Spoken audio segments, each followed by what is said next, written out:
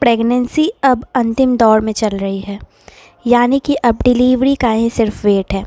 अब डिलीवरी आने के लिए आपको लेबर पेन आना ज़रूरी होता है। लेबर पेन आने के लिए कई बार महिलाएं शुरू से ही कुछ ना कुछ एक्टिविटीज़ करती रहती हैं अपनी प्रेगनेंसी में, जिससे कि उनको लेबर पेन सही समय पे आए और उनकी नॉर्मल डिलीवरी हो सके। कई महिलाओं को अभी के समय में लेबर पेन बिल्कुल भी नहीं आ रहा है और ना ही उनके बच्चेदानी का मुंह सही से खुल पा रहा है, जिससे कि डॉक्टर्स सब कुछ सही रहते हुए भी सी सेक्शन कर देते हैं। तो इसीलिए बोला जाता है ना कि गर्भावस्था में महिलाओं को अक्सर एनर्जेटिक रहना चाहिए और अपने बॉडी में मूवमेंट करते रहना चाहिए, एक्टिविटीज़ को फॉलो करते रहना चाहिए।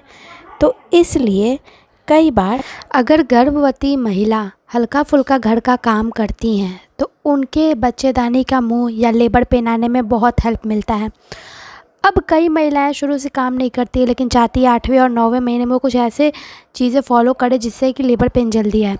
तो आप उठक बैठक कर सकते हो। जब आपका डेट नज़दीक हो बिल्कुल, तो आप उठक बैठक करोगे तो इससे आपके मसल्स जो है वो ढीले होने शुरू हो जाएंगे और मसल जब ढीले होते हैं, रिलीफ मिलता है उसमें, तो फिर उनमें क्रैम्पिंग शुरू हो जाती है और जब क्रैम्पिंग शुरू होगी तो लेबर पेन आने के चांसेस ज़्यादा होंगे। बच्चेदानी में फ्लेक्सिबिलिटी होगी और वहाँ के मसल्स फ्लेक्सिबल होंगे, जिससे कि आपके बच्चेदानी का मुंह सही समय पे खुलेगा। तो उठक बैठक करने से भी आपके लेबर पेन आने में बहुत ज़्यादा हेल्प मिलता है। बटरफ्लाई एक्सरसाइजेज अगर आप करते हो तो इससे आपकी मांसपेशियाँ ढीली होती हैं प्राइवेट एरिया के आसपास के, जिससे कि लेबर पेन आने में बहुत ज़्यादा हेल्प मिलता है। कुछ ऐसी चीज़ें खाने, जैसे खजूर खाते हो या फिर घी आप पर्याप्त मात्रा में लेते हो, तो इससे क्या होगा कि वहाँ पे कॉन्ट्रैक्शंस पैदा होगा।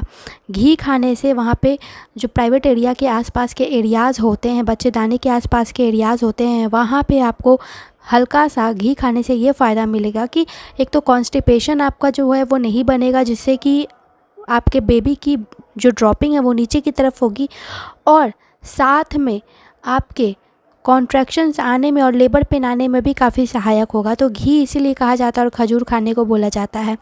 कई महिलाएं जो हैं बहुत एक्सरसाइजेज अगर नहीं कर पाती हैं तो वो टहलती हैं। टहलने से भी बेबी की ड्रॉपिंग नीचे की तरफ होती है। तो इसलिए अगर 8वां या 9वां महीना शुरू हो चुका है आपका, तो आपको टहलना अभी से ही शुरू कर देना चाहिए। सुबह और शाम कम से कम आपको 15 मिनट तक ज़रूर टहलना चाहिए।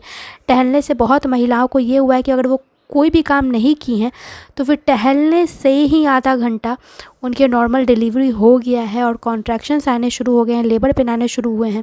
तो इसलिए टहलना ज़रूरी है। कॉन्ट्रैक्शंस भी आए तब भी आपको टहलते रहना है। जाते जाते इस वीडियो को लाइक, चैनल को सब्सक्राइब और कमेंट करके ज़रूर बताना है। धन्यवाद।